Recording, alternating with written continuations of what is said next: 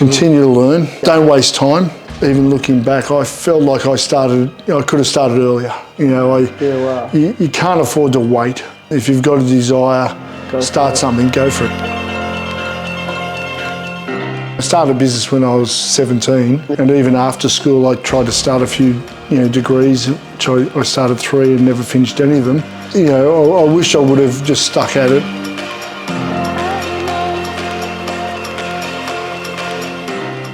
Running your own business isn't the only measure of success. Maybe to run your own business you need to work in somebody else's anyway.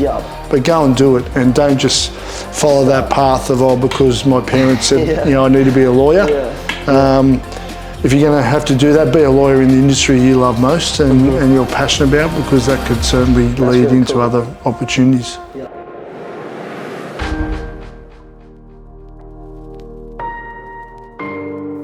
Welcome back to Lead It, the place where we share real lessons behind real success.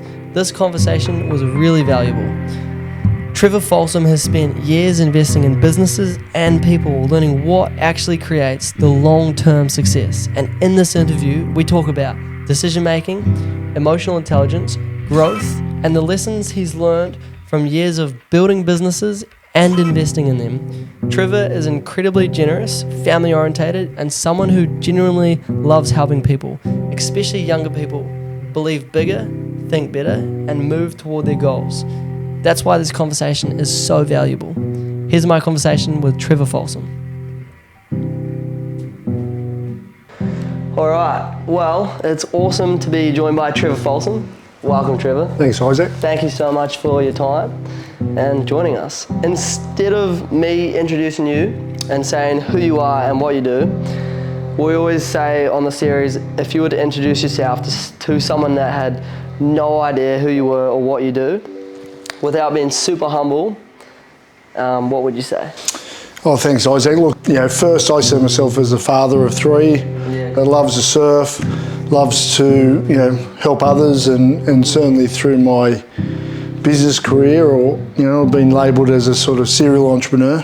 Somebody that just loves starting things and now loves helping others start things. And so today it's predominantly around Investable is my core business, which is a series of funds and an investor group that's backed over 130 companies, mostly in software and early stage tech companies. But alongside that, I'm also fascinated by just the endeavours of others and helping them. And so my passion around surfing and a few other industries led me to invest in a few other interesting things. So today, whilst I don't run those businesses, I'm either involved at an advisory.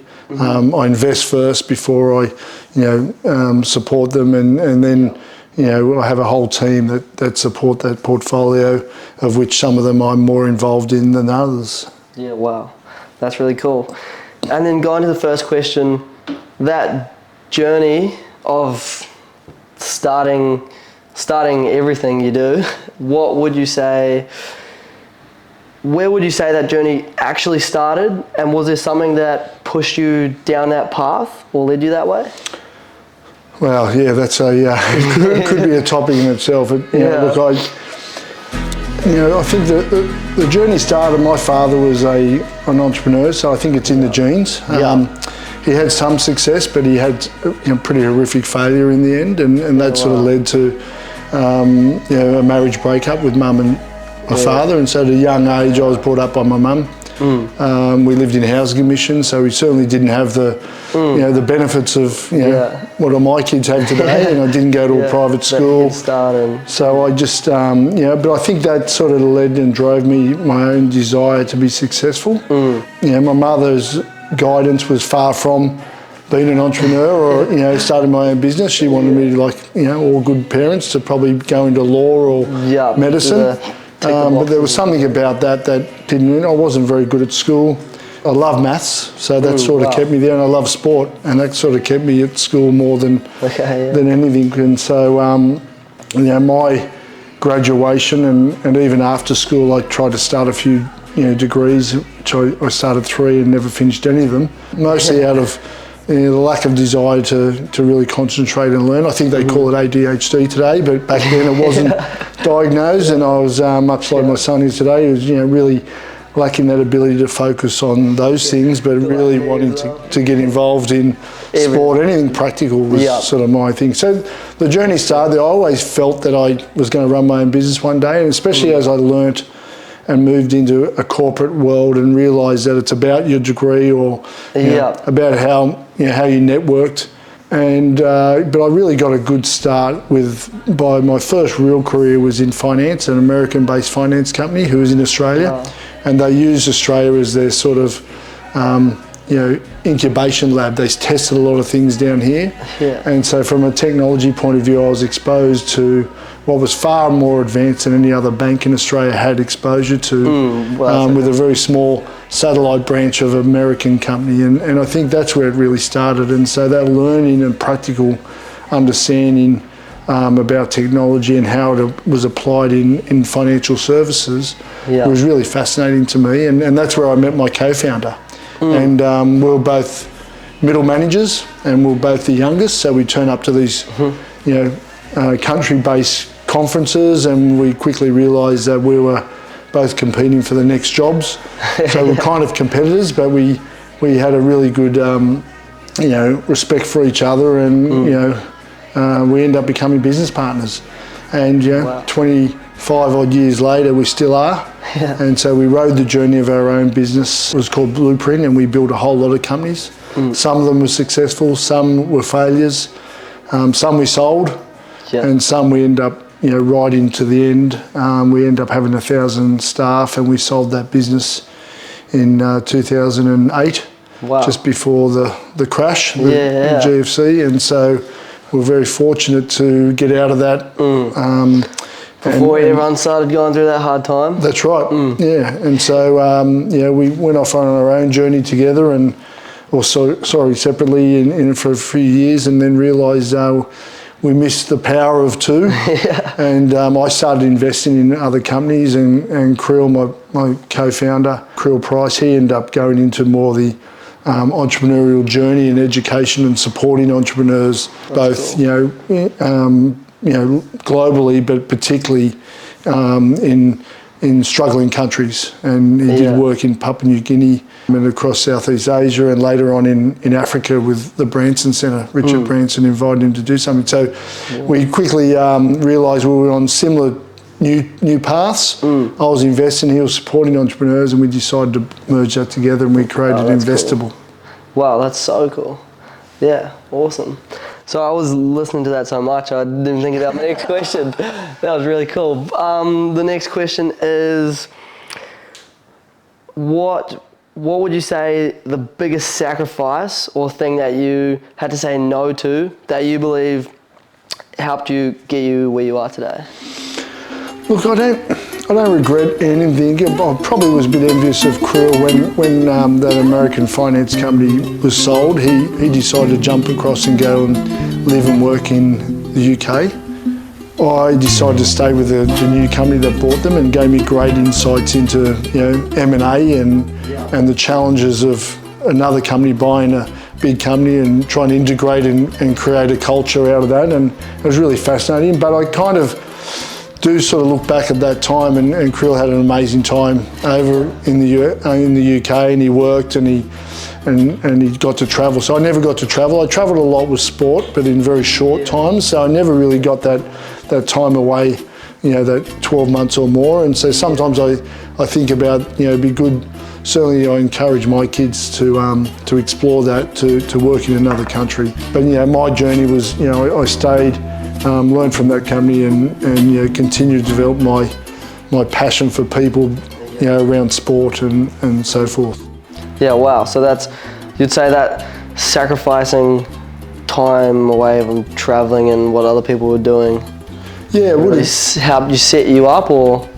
Well, it didn't really. I mean, who's to tell? Like, I think the fact that I stayed, gave me a whole lot more deeper knowledge of the company that I'd already been involved with, and then seeing that transition of a new company buying them, and that was really something that you can't experience or plan for, or even learn at university. You had to be there, so it was timely because I used a lot of those skills from way back then, even the stuff I do today. Trying to grow companies and trying to acquire others was certainly something that I would have missed if I had jumped across and travelled. Yeah, well, that's cool. That's really cool. And then what would you say a setback or a challenge or failure that maybe even ended up shaping you was for you? I mean, you kind of touched on a setback as how you grew up.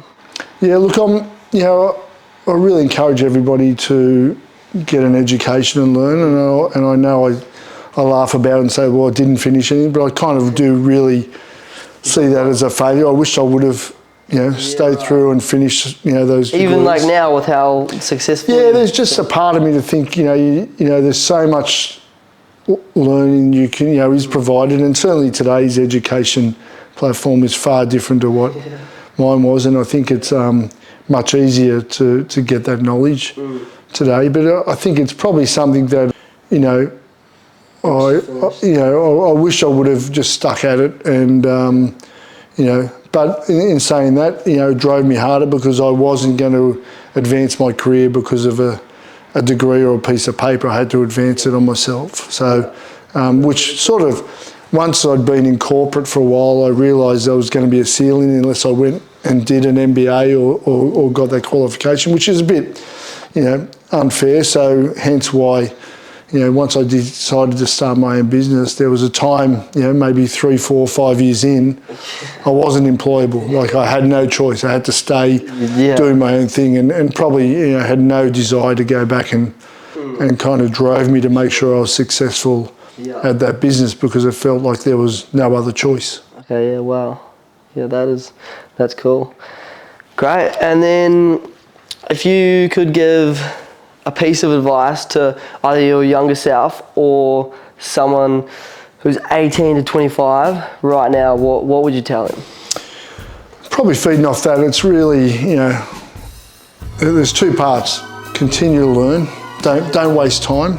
I think, even looking back, I felt like I could have started earlier.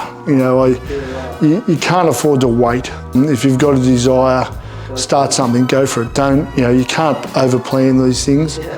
I fell into my first business because of meeting Creel, and we just decided to start something. If we really try to plan that when I was 18 and say that, by the time I'm 22, I'm going to have my own business, it's too late. You just got to get started. Yeah, that's really cool. I saw a quote the other day that said, ready is not a feeling, it's a decision. That's right, yeah. And it's not going to fall in your lap, right? You just got to get out there. Yes, of course there's other businesses, but really there's something you desire. And it may not be even starting your own business. It might be, you want to be in a certain industry. Just go and make it happen and start at the bottom and, learn it. And, running your own business isn't the only measure of success. Maybe to run your own business, you need to work in somebody else's anyway, but go and do it, and don't just follow that path of, because my parents said, I need to be a lawyer. If you're going to have to do that, be a lawyer in the industry you love most and you're passionate about, because that could certainly lead into other opportunities. Yeah, awesome. And then to wrap it up with the last question, if you could choose one soft skill that you would recommend someone to learn, or if they already know it, grow further in, that you believe would get them further, faster, if you had to choose one, what would it be? Look, something about emotional intelligence comes up. I mean, it's well documented now. I didn't understand it when I was younger, and I didn't know where to go and find that. And I think I've been fortunate enough to be able to have learnt it or picked it up, or maybe it's in the genes. But and probably it's because of my background in sport and teams. But I do know, backing a lot of founders, those that tend to have trouble either with their other co-founder or with their team and the culture of their business, it's usually because of that lack of ability and that soft skill in terms of communicating and having that emotional intelligence to understand human behaviour. So, That's really cool. I can't tell you how to do that, but if there's one topic, and if you decided to remove a bit of wasted time on Instagram or YouTube, or you wanted to try and shape your feeds, maybe shape them around how to gain emotional intelligence and be aware of it. And usually the people that don't have it, it's a bit of a shock to them, and they're kind of unaware that they tend to piss people off, or they say the wrong thing at the wrong time, or they're not empathetic about others and wonder why people can't keep up with them. Entrepreneurs tend to have this really high demand and ability to think fast and make decisions, and it's really hard for others to come along for that journey. And so you've got to have that soft skill ability to be able to bring those through, and it's probably something that can be learned, but you've got to have that desire to learn it, I think, and then go and put the time in and do that. And so probably the magic formula there is to don't waste time. Shape any of that wasting time we all do have on Instagram or in our YouTube feeds. Let's try and really shape it to learning and getting the best out of it. And I think this is a great example of young people hopefully tuning into this, learning something from others, and what you're doing is amazing. So I really credit you guys for providing a platform for young people that I wish I would have had. And hopefully there's something out of this that can change people's Thanks views. to you guys for building the success and sharing ways to do it. Thanks, Isaac. Seeing what it takes. Thank you so much. That's a wrap. Thank you, Trevor. That was awesome. Oh, good. Okay, that's a wrap to Trevor Folsom's interview, and as always from everyone we interview, there is so much to take away and learn from. That's the whole reason we do it. And as always, again, we put it through AI and see the top 3 things that it says we can take out and learn from that and go straight away to apply in our own life. To start off, number 1, you don't need the path to be perfect. You just need to start. Trevor's journey shows that success doesn't always come from following the traditional route. It often comes from taking action, learning through experiences, and being willing to adapt as you go. That's number 1. Number 2, the people around you actually shape what becomes possible for you. The right partners, mentors, and relationship can influence your standards, confidence, and opportunities. Success is rarely built alone. And number 3, to wrap it up, AI tells us emotional intelligence can actually take you further than intelligence alone. Being able to communicate, understand people, build trust, and lead well can completely change the direction of your career, business, and life. And that's a wrap to the AI takeaway from Trevor Folsom's interview. Hope you guys got a lot out of it and can go and apply it in your own life. Again, peace. See you on the next one. I'm racing.